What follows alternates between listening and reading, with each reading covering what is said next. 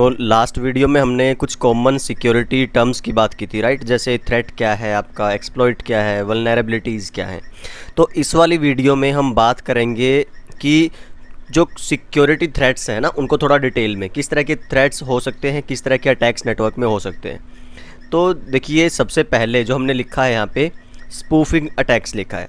तो स्पूफिंग का अगर आप डिक्शनरी मीनिंग देखेंगे, देखो अगर मैं आपको दिखाऊँ, एक्चुअली स्पूफ मीन्स है ना, तो यहाँ पे आप देखेंगे फेक को बोलते हैं स्पूफ, होएक्स और ट्रिक, राइट। कि आप जो नहीं है आप उसको इम्पर्सोनेट करते हैं, उसको दिखाने की कोशिश करते हैं। कैसे, देखिए ज़रा।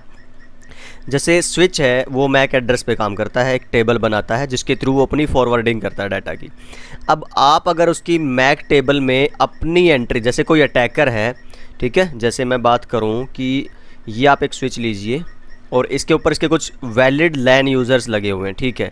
बट आप अगर किसी तरीके से अपने आप को, ये अटैकर है, और अपना मैक ये यहाँ पे रजिस्टर करने में कामयाब हो पाए इस वाले स्विच की मैक टेबल में, और स्विच को लगे कि ये लेजिटिमेट यूज़र है, ये लीगल यूज़र है, राइट, ऑथोराइज्ड, तो वो क्या, उस तरह के अटैक क्या कहलाएंगे, आपके स्पूफिंग अटैक्स, राइट। कि जो एक्चुअल आईपी है या एक्चुअल मैक है, एक्चुअल एंट्री को वो किसी स्पूफ फेक एंट्री से रिप्लेस कर देगा, ठीक है।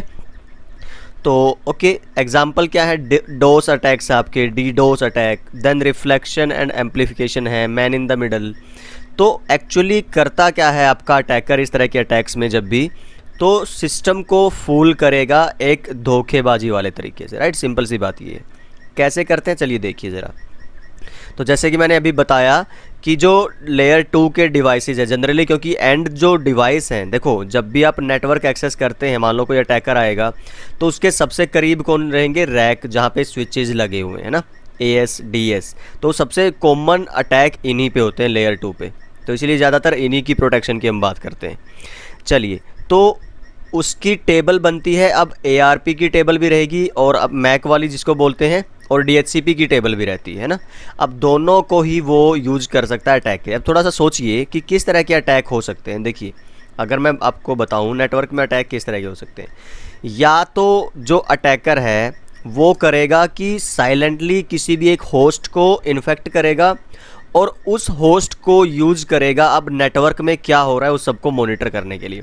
आपको पता भी नहीं चलेगा कि आपके नेटवर्क में अटैक हो रखा है।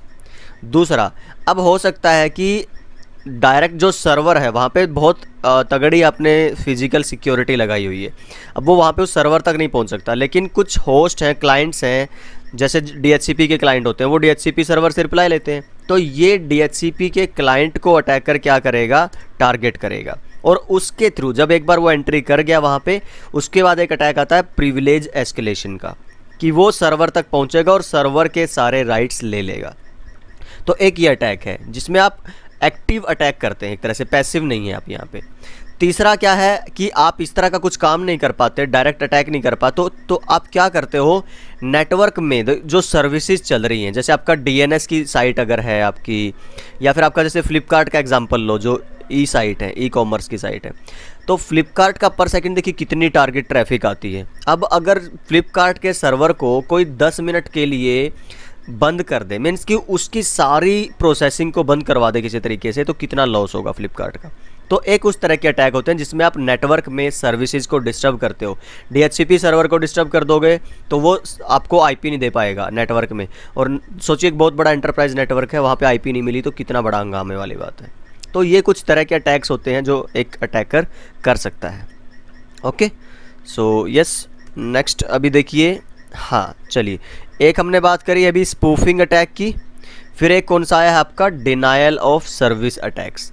डिनायल ऑफ सर्विस अटैक में क्या रहेगा, एक सिंपल सा मैं आपको इमेज दिखाता हूँ यहाँ पे। ये रहेगा DDoS अटैक, दिस वन। बहुत एक पावरफुल अटैक होते हैं ये। मैं थोड़ा सा कंसेप्ट आपको पहले समझा दूँ DDoS अटैक का। मान लीजिए ये एक सर्वर है, कोई भी सर्वर मान लो, amazon.com मान लो, ठीक है, और यहाँ पे पर सेकंड बहुत सारा लेन देन हो रहा है। चलिए, अब सर्वर है तो कंप्यूटर ही तो है एक तरह से, बहुत पावरफुल कंप्यूटर रहेगा नो डाउट, बट है तो सर्वर, सॉरी कंप्यूटर। अब इस कंप्यूटर के अंदर देखो, कोई भी नॉर्मल कंप्यूटर है, उसके अंदर क्या क्या चीज़ें होती हैं, सीपीयू होगा, रैम होगी और हार्ड ड्राइव होगी। यस और नो? कंप्यूटर इन्हीं से बनता है, चाहे कितना ही पावरफुल सुपर कंप्यूटर भी हो, यही तीन चीज़ें मिलेंगी आपको। सीपीयू प्रोसेसिंग के लिए जो आपका कोर रहेंगी, प्रोसेसर रहेगा। फिर रैम जो आपको एग्जीक्यूटिंग के लिए प्लेटफॉर्म मिलता है, जितना ज़्यादा रैम रहेगी उतना ही फास्ट आपका कंप्यूटर काम करता है। और फिर आपको जब डाटा स्टोर करना रहता है तो हार्ड ड्राइव आपके पास है। चलिए, अब ये बहुत सारे यूज़र्स हैं दुनिया भर के जो एक्सेस कर रहे हैं, और इस amazon.com की चाहे कितना मर्जी ये एक आपका पावरफुल सुपर कंप्यूटर हो, सर्वर हो, इसकी लिमिट होगी। अब मान लीजिए कि पर सेकंड इस वाले कंप्यूटर की लिमिट है इस सर्वर की कि ये 1 लाख आपकी एंट्रीज मीन्स कि जो यूज़र क्लिक करेंगे ना पर सेकंड, तो 1000 क्लिक्स को ये बेयर कर सकता है, मीन्स ये प्रोसेस करके दे सकता है आउटपुट को। चलिए ठीक है जी। अब डोस या डीडोस अटैक क्या करते हैं? डोस अटैक तो फिर भी कम पावरफुल होता है, इम्पैक्ट कम रहता है। डीडोस बहुत ज़्यादा आपके पावरफुल अटैक हैं। देखिए डीडोस अटैक में क्या होगा, मान लीजिए ये कोई एक सुपर अटैकर है यहाँ पे, देखिए जो ये अटैक प्लान कर रहा है, ठीक है। अब इसने क्या किया, दुनिया भर के बहुत सारे पीसीज़ को, बहुत सारे लैपटॉप को, बहुत सारे स्मार्टफोन को, समझिए दुनिया भर में अपने कब्ज़े में ले लिया, ठीक है। आपको पता भी नहीं चलता है कि आप, जैसे मैं टोरेंट यूज़ करता हूँ ना, तो टोरेंट में इतनी वल्नरेबिलिटीज़ होती हैं कि मेरा जो डिवाइस है उसका कोई भी इजीली एंट्री ले सकता है उसके अंदर, ठीक है। जब आप सिक्योरिटी, एथिकल हैकिंग वगैरह पढ़ेंगे तो आपको अंदाज़ा होगा कि कितनी सारी चीज़ें हैं जो हम फुलिशली, स्टूपिडली करते हैं, जो हमें अंदाज़ा भी नहीं होता कि उनकी आउटपुट क्या रहती है। बट हम तो बस मज़े के लिए या फिर लैक ऑफ आपका इन्फॉर्मेशन अवेयरनेस या इग्नोरेंस से बस करते रहते हैं, ठीक है। आप हम सिर्फ क्या देखते हैं कि जो करंट आउटपुट चाहिए ना मेरे को, सिर्फ ये मूवी डाउनलोड हो जाए, दैट्स इट। तो हम ज़्यादा कुछ इतना सोचते नहीं हैं। तो ये क्या करेगा, जो अटैकर है इन सब को करेगा कंट्रोल इस तरह से, देखिए ठीक है। अब मैं एक आध का एग्जांपल लेता हूँ, जैसे नहीं तो बहुत टाइम लगेगा इमेज बनाने में ही। दिस वन, इनको बोलते हैं बोट, ज़ॉम्बी, ठीक है। तो ये आपका किस तरह से एक्ट करेंगे, ज़ॉम्बी मीन्स कि इनको कुछ नहीं पता कि भाई ये इन पे अटैक हो चुका है, ये उसके कब्जे में आ चुके हैं, ठीक है। अब ये आगे क्या करेंगे, ये जो ज़ॉम्बी हैं, ये जो इन्फेक्टेड पीसीज़ हैं या आपके होस्ट हैं, लैपटॉप, मोबाइल, कुछ भी हो सकता है, ये करेंगे अब अटैक आपके यहाँ पे, देखिए इस तरह से, समझ पा रहे हैं। अब जब इसकी लिमिट 1 लाख इनपुट सहन करने की है सर्वर की, और ये जब 1 लाख से ज़्यादा लोग इसको अटैक करते हैं, अटैक ऐसा नहीं कि कुछ ख़राब कर देंगे, नहीं, ये बस इसको एक्सेस करने की कोशिश कर रहे होंगे। और पर सेकंड जब 1 लाख से ज़्यादा लोग इसको एक्सेस करेंगे, और वो भी जिनको काम ही नहीं है, वो बस एवं ही धक्के से, तो इसका सर्वर क्या होगा, स्लो, धीरे धीरे और बढ़ता रहेगा अगर अटैक, तो ये क्रैश कर जाएगा, बिल्कुल डाउन। समझ पा रहे हैं? इस तरह के अटैक को बोलते हैं आपका DoS attack, DDoS, denial of service, कि जो सर्विसेज एक्चुअल यूजर्स को इसको देनी थी वो अब ये नहीं दे पाएगा, राइट। तो उससे देखिए कितना लॉस होगा, एक्चुअल कस्टमर एक्सेस ही नहीं कर पाएंगे, राइट। तो और ये किसके थ्रू होता है, यहाँ पे बहुत सारा पिंग की रिक्वेस्ट है, जैसे टीसीपी की अगर आप बात करो, टीसीपी में कनेक्शन बनाने के लिए आता है सिन, पहला पैकेट जो भेजता है टीसीपी की रिक्वेस्ट वाला ना, क्योंकि टीसीपी क्या है, कनेक्शन ओरिएंटेड प्रोटोकॉल है। तो जब आप इस तरह के सिंक की रिक्वेस्ट भेजोगे लाखों एक सर्वर के पास, अब इसको रिस्पॉन्ड तो करना पड़ेगा ना कि भाई सेशन बनाना है या टर्मिनेट करना है, जो भी है, उनको प्रोसेस करने में ये टाइम लगेगा, और जो एक्चुअल यूज़र हैं वो नहीं एक्सेस कर पाएंगे रिसोर्सेज को। सो आई होप ये क्लियर है आपको। जब आप सिंगल यूज़र करते हैं इस तरह से ऐसा, तो दैट इज़ डोस। जब आप बहुत सारे मल्टीपल होस्ट के थ्रू अटैक करवाते हैं, that is distributed denial of service, 1 by 1 means कि अगेन एंड अगेन आपको मल्टीपल इनपुट्स मिल रही है आपके सर्वर पे, ठीक है। So yes, so this type of attacks, these are known as DoS and DDoS attacks. फिर इसी तरह का एक एग्जांपल आता है रिफ्लेक्शन अटैक, ठीक है। रिफ्लेक्शन अटैक में क्या करता है कि मैंने शायद यहाँ पे इमेज डाली होगी, हाँ ये देखो, यहाँ पे आप इस सर्वर को नहीं टारगेट कर रहे हो, एक्चुअली रिफ्लेक्शन में आप कर रहे हो किसी होस्ट को टारगेट, ठीक है। डोस में तो सर्वर को टारगेट किया था आपने, यहाँ पे आप कर रहे हैं किसी पर्टिकुलर टारगेट सर्वर को, सॉरी माफ़ करना, क्लाइंट को। अच्छा अभी देखिए यहाँ से अगर डायरेक्ट अटैक होगा तो ये इसके पास मैकेनिज़म्स हैं उसको अंडरस्टैंड करने के, पर लेकिन अगर रिक्वेस्ट सर्वर से आए और ये सर्वर से जुड़ा ही हुआ था, तो इसको लगेगा कि हाँ यार ओरिजिनल अटैक आपकी ट्रैफिक आ रही होगी, पर एक्चुअल में वो ट्रैफिक कहाँ से आ रही होगी? आपकी अटैकर से, क्योंकि आपने सर्वर को तो ये कर पा रहा है और सर्वर के थ्रू फिर आपके होस्ट पे आ पा रहा है। सो इस तरह के अटैक्स कहलाते हैं आपके रिफ्लेक्शन अटैक्स। जब इस यूज़र को लगता है कि I am receiving actual traffic, कि मैं एक्चुअल ट्रैफिक रिसीव कर रहा हूँ, बट जो एक्चुअली वो ट्रैफिक आ रही है आपकी एक मलिशियस यूज़र से, आपके फेक यूज़र से। और जब उसी तरह से बहुत सारी रिक्वेस्ट आएंगी इसके पास, तो ये ओवरवेल्म हो जाएगा और ये प्रोसेसिंग छोड़ देगा, क्रैश भी हो सकता है। ठीक है। रिफ्लेक्शन जो इफ आपके ये ना आपका रिफ्लेक्टर कहलाता है। जो सर्वर है यहाँ पे जो ट्रैफिक भेज रहा है अनवांटेड इसकी तरफ से है ना एक्चुअली, तो दैट इज़ रिफ्लेक्टर। और एक आता है एम्पलीफिकेशन अटैक, जिसमें आप ये बहुत सारे रिफ्लेक्टर यूज़ करते हो और इसकी सारी सर्विसेज को ड्राई अप करने के लिए, right. So that is amplification attack. आप पढ़िए ज़रा इसको। तो ये लास्ट लाइन देखना ग्रीन वाली, तो आप समझेंगे इसका कितना बड़ा इम्पैक्ट होता है। Man in the middle attack.